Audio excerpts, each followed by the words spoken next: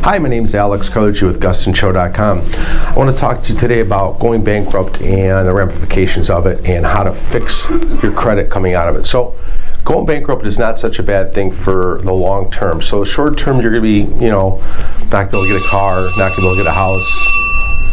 Hold on a second, she's going to mute that.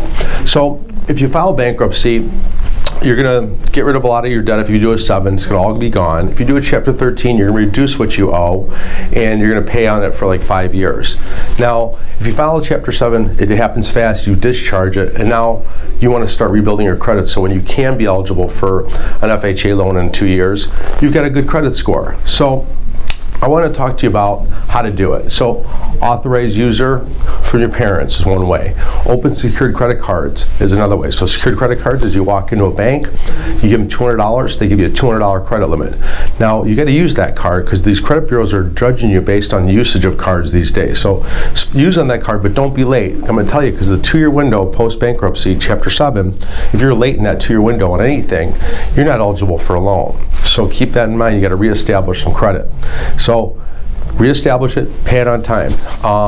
So authorized users, by the way, when you do a Chapter 7, as soon as you're discharged, a bunch of credit cards are going to send you some credit card applications because they know you can't go bankrupt for another 7 or 10 years, so they want to give you debt. So take on those debts. So, trust me, your score will go up. In 2 years, you could have a 700 credit score.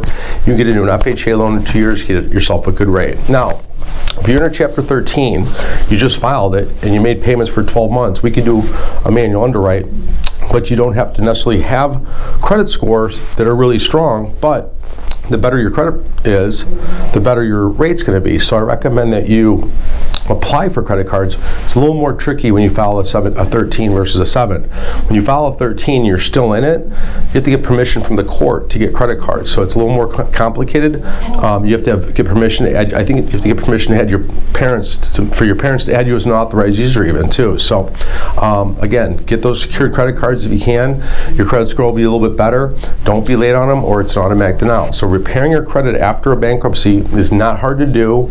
I highly recommend it, but you can't be late. That's my biggest thing. Do not be late on those credit cards that you open post bankruptcy. Please do not be late because it'll hurt you for a long time to come. So those are my quick advice. If you got any more questions, I'll talk it through with you. Give me a call at 630-915-7550. We do loans here at GustinShow.com, and please subscribe. It helps us help you. Thank you.